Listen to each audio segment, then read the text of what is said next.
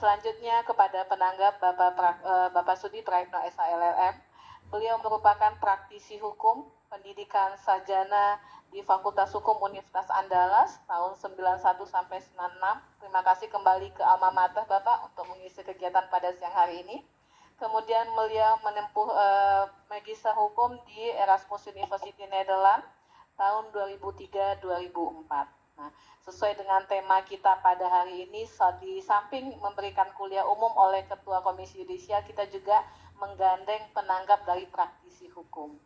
Dengan tema, beliau akan menyampaikan materi problematika integritas hakim dan kredibilitas peradilan. Mohon maaf. Baik, dipersilakan kepada Bapak Sudi Praetno SHLM.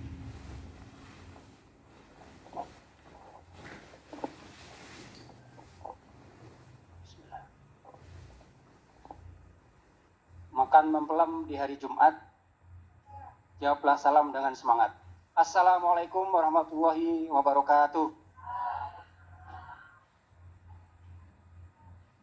Alhamdulillahirabbil alamin, wassalatu wassalamu ala asrofil anbiya'i wal mursalin wa ala alihi wa sahbihi ajmain. Rabbi shrahli sadri wa yassir li amri wa hlul 'uqdatam min lisani yafqahu qawli. Yang saya hormati Ibu Dr. Nani Mulyani selaku Wakil Dekan 1 Fakultas Hukum Universitas Andalas, Ibu Dr.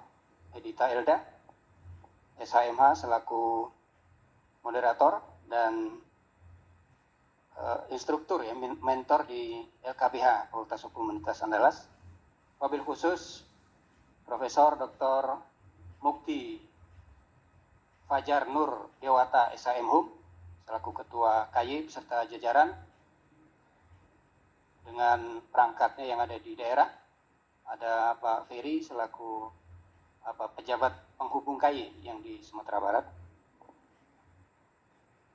Yang saya hormati Bapak Ibu pimpinan lembaga peradilan, baik pengadilan tinggi maupun pengadilan tinggi agama, pimpinan pengadilan negeri, pengadilan tata usaha negara, pengadilan agama, itu yang jajaran lembaga pengadilan. Kemudian ada jajaran peradilan lain dari kepolisian,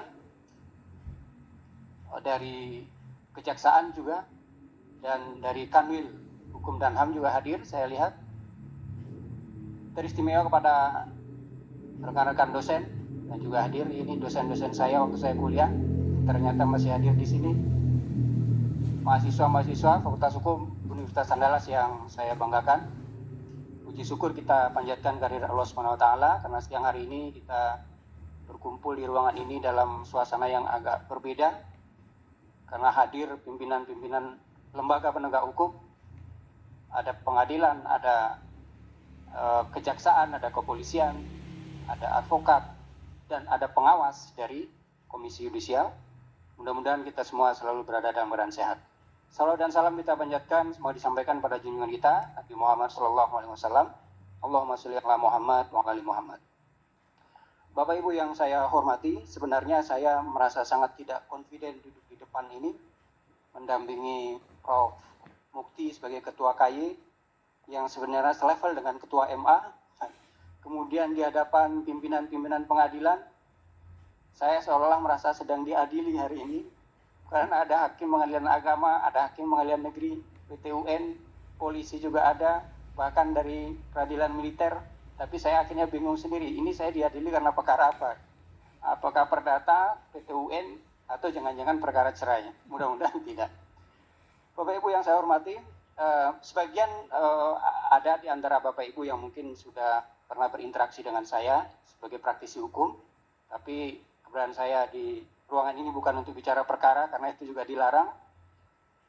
Untuk menyampaikan tanggapan sebagaimana disampaikan oleh Ibu Moderator, tapi saya juga tidak tahu persis nih yang mau ditanggapi apa, karena yang disampaikan Prof.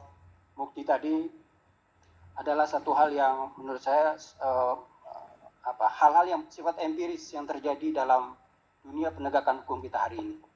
Saya mungkin hanya ingin mempertegas saja yang disampaikan Prof. Mukti tadi mengenai kondisi penegakan hukum kita hari ini. itu ternyata ada skornya Bapak Ibu sekalian. Menurut survei Indonesia Political Opinion Oktober 2020, tingkat kepuasan publik terhadap proses penegakan hukum di Indonesia itu baru 64%. Tidak puas, 64% tidak puas terhadap proses penegakan hukum. Bahkan Mahkamah Agung dalam cetak biru perubahan peradilan tahun 2010, 2035 itu disebutkan citra positif peradilan itu baru 30%. Dari 100 itu baru 30%. Nah, kalau kita lihat dari fakta-fakta yang terungkap ya, dalam kondisi kita hari ini, itu sebenarnya tidak jauh dari dua hal saja yang menjadi penyebab menurut pengamatan saya. Yang pertama adalah karena lembaga peradilan kita masih menghadapi public distrust, ketidakpercayaan publik, atau rendahnya kredibilitas yang dimiliki oleh lembaga peradilan kita.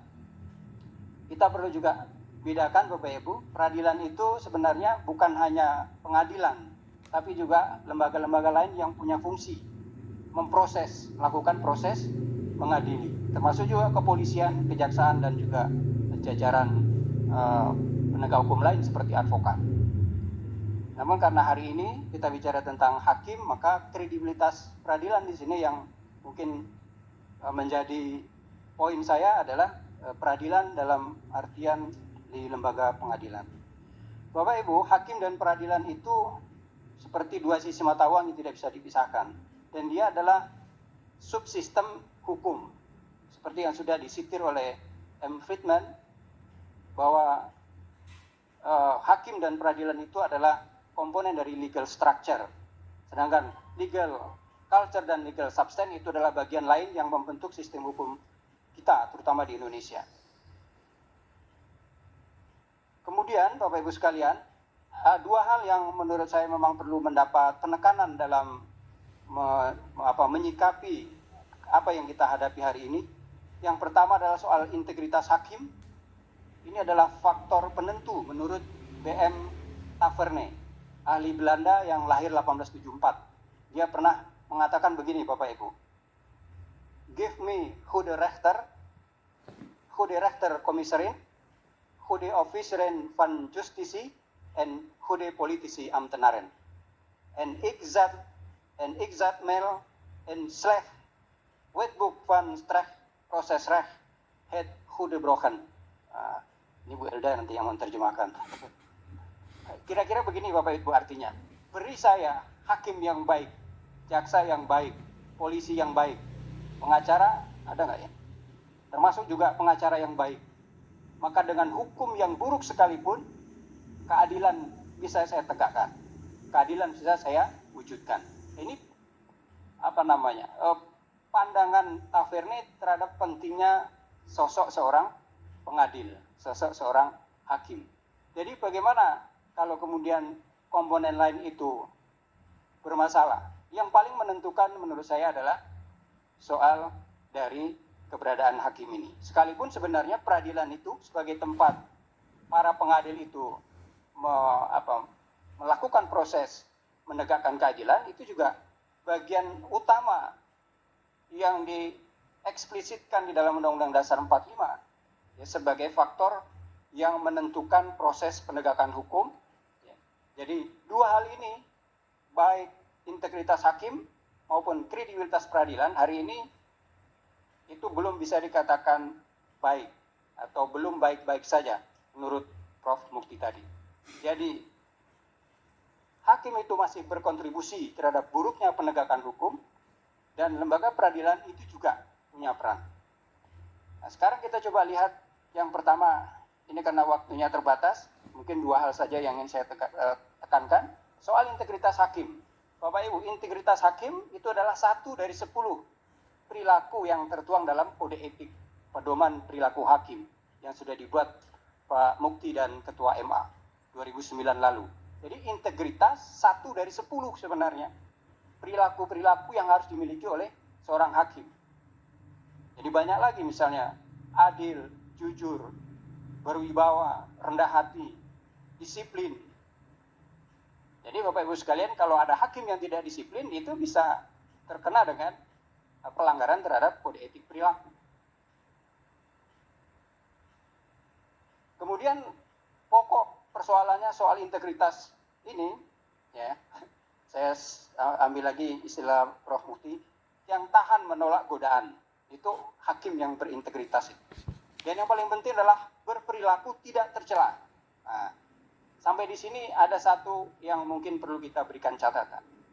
Apakah sebagai hakim atau hakim agung ada syarat ketika dia akan mencalonkan mendaftar sebagai hakim, itu ada syarat tidak pernah melakukan perbuatan tercela? Ingat nggak Bapak Ibu yang dulu ikut tes hakim? Ada nggak syarat tidak pernah melakukan perbuatan tercela? Kalau di Undang-Undang Peradilan Umum, ya, itu ada pasalnya, kalau saya tidak salah pasal 14 itu ada syaratnya tidak pernah melakukan perbuatan tercela, itu khusus untuk hakim. Sedangkan untuk calon hakim agung lain lagi bunyinya, tidak pernah dikenai sanksi hukuman pemberhentian sementara karena melanggar kode etik perilaku. Nah, jadi beda lagi syaratnya. Pemberhentian sementara, berarti kalau diberhentikan tetap boleh menjadi hakim, gitu kan? Atau pemberhentian yang lain atau sanksi lain, itu berarti bisa menjadi hakim. Ini menjadi masalah. Apakah yang kena sanksi bukan dalam bentuk pemberhentian sementara, itu bisa disebut berperilaku tidak tercela? Nah, ini kritik saya untuk KY. Di peraturan KY nomor 2 2016, itu tidak ada syarat calon hakim agung itu tidak pernah melakukan perbuatan tercela. Tidak ada. Yang ada itu tidak pernah dikenai sanksi pelanggaran disiplin. Nanti Prof cek di pasal 7 peraturan KY. Ini menurut saya perlu kita kita tinjau ulang lagi. Kalau saya mengharapkan seperti calon kepala daerah, Pak. Calon kepala daerah itu salah satu syaratnya tidak pernah melakukan perbuatan tercela.